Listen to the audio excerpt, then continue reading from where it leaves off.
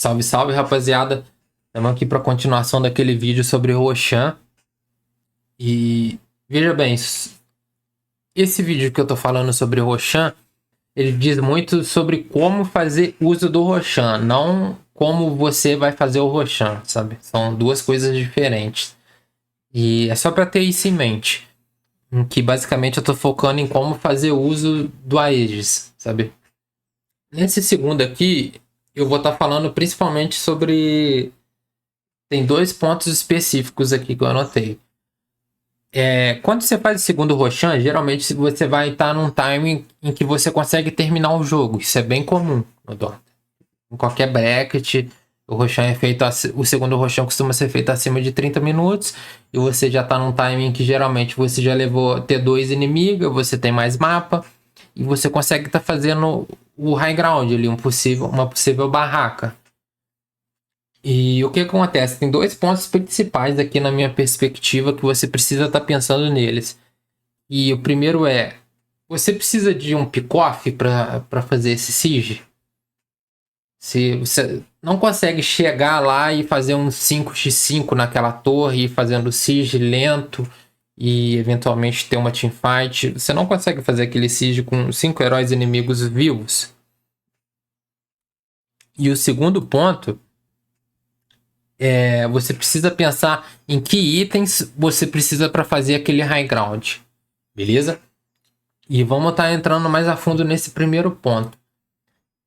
Vamos ter em mente que a gente está com o segundo Aegis em mão. E a gente pensou o seguinte: o inimigo ele tem Zeus, o inimigo tem, não sei, Rudwink, alguns heróis que conseguem focar bastante de longe sem se expor.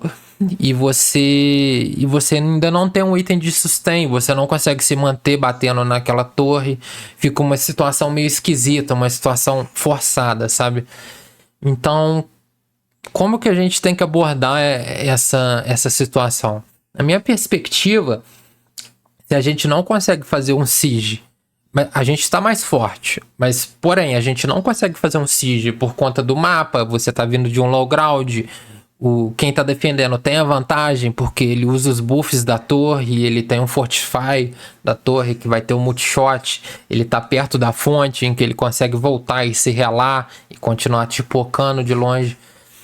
Então, se a gente tá nesse cenário, a gente precisa pensar em como conseguir um pick-off. Veja bem, a gente tá num cenário que a gente não consegue subir o high ground, seja por qual motivo for. Então o que a gente precisa fazer? A gente precisa ganhar uma vantagem numérica, porque talvez se a gente conseguir matar um herói e subir aquele high ground em 5x4, é uma situação completamente diferente. Então veja bem, a primeira coisa é identificar o que você precisa fazer. Eu consigo fazer aquele siege? Não, se eu não consigo, eu preciso pegar um pick-off. E como que eu pego esse pick-off? Daí você começa a trabalhar para ele. Você começa a guardar a saída de base, você começa a puxar a lane e ficar na fog. É aquilo que eu comentei no primeiro vídeo também, que é informação de Aegis. Então você puxa a wave do mid, por exemplo, quando você tá de Aegis, para não aparecer nas laterais e deixar óbvio que você tá nas bordas do mapa, você puxa o mid e fica fog, por exemplo. E usa desse fog como um mecanismo de medo no inimigo, né? Pra ele não saber onde você tá jogando. E usa desse fog pra colocar o ar de ver o inimigo. Eventualmente ele vai sair da base. Se ele não sair da base, a diferença de patrimônio ela vai continuar só escalando, porque ele não tá saindo da base e você tá simplesmente farmando o mapa todo ali pra trás, né? Então, é basicamente isso. É um jogo de paciência. Você tem todo o mapa, você guarda e espera o inimigo cometer um erro. Porque se ele não sair da base, você tá crescendo uma vantagem. Então, em qualquer dos dois cenários, ele ainda é bom para você, ainda é favorável, né? E agora, tocando no segundo assunto, que são os itens para subir o high ground. Como que eu vejo esses itens para subir o high ground? Eu penso o seguinte, acho que em todo jogo, em algum momento dele, você tem que estar pensando em pô, eu vou estar fazendo esse item porque eventualmente eu quero acabar esse jogo. Aquele vai ser meu time de acabar esse jogo, subir o high ground. E quando eu falo subir high ground, o primeiro item que me vem na cabeça, me vem dois itens principais na cabeça, que são eles Satanic, principalmente nos HCs, que geralmente 99% dos jogos vão ser os HCs que vão estar fazendo aquele siege. E pra mim o item muito claro vem na minha mente é Satanic, porque é um item que te dá muito HP, te dá sustain e vai te permitir ficar naquele high ground recebendo nuke inimigo e se relando. Você basicamente vai ter 3 vidas e um dispel com a Aegis e a Satanic, né? E além de você não precisar muitas vezes descer o low ground e ceder o terreno para o inimigo.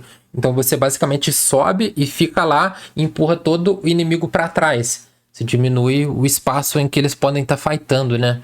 Então o primeiro item que me vem na cabeça é a Satanic. E se a gente for olhar muito... É claro que vão ter exceções. Por exemplo, se você tá de Medusa, você não vai estar buildando uma Satanic, porque seu herói não faz uso de Life Shield. Você tá de Ursa, talvez você não vai estar buildando uma Satanic. Mas se a gente for analisar a Ursa como o herói que ela é, a Ursa não é um herói que ela vai chegar e normalmente bater na T3 do seu time. Por quê? Ela não tem um siege eficiente. Então ela cai para esse outro lado, que é o pick-off. Beleza? Então, tipo, isso é uma consciência de herói. O que o herói faz bem. Mas voltando para essa abordagem, que eu acho que a gente não deve focar em exceções. Então, voltando para Satanic, eu acho que esse geralmente vai ser o item. Talvez uma Butterfly, pode ser o caso. O inimigo tem muito dano físico, também a Butterfly pode ser um item. Mas geralmente 90% dos jogos, na minha perspectiva, Satanic é o item que você precisa para subir esse high ground.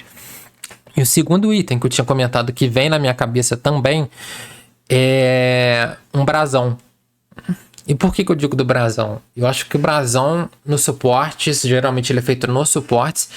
Na minha perspectiva, ele é um dos melhores itens para fazer siege, porque ele te dá todos os atributos que você quer no seu herói. Ele te dá MS, te dá armadura e te dá attack speed. Então ele acelera o seu siege, te permite, te dá sustain e te permite se movimentar mais, né? Se posicionar melhor. Então eu acho que a primeira coisa é você identificar em qual situação você se encontra e você partir para ela, sabe? Eu acho que o principal é você pensar: eu consigo fazer esse siege? Se sim, que item que eu preciso para fazer esse siege, sabe?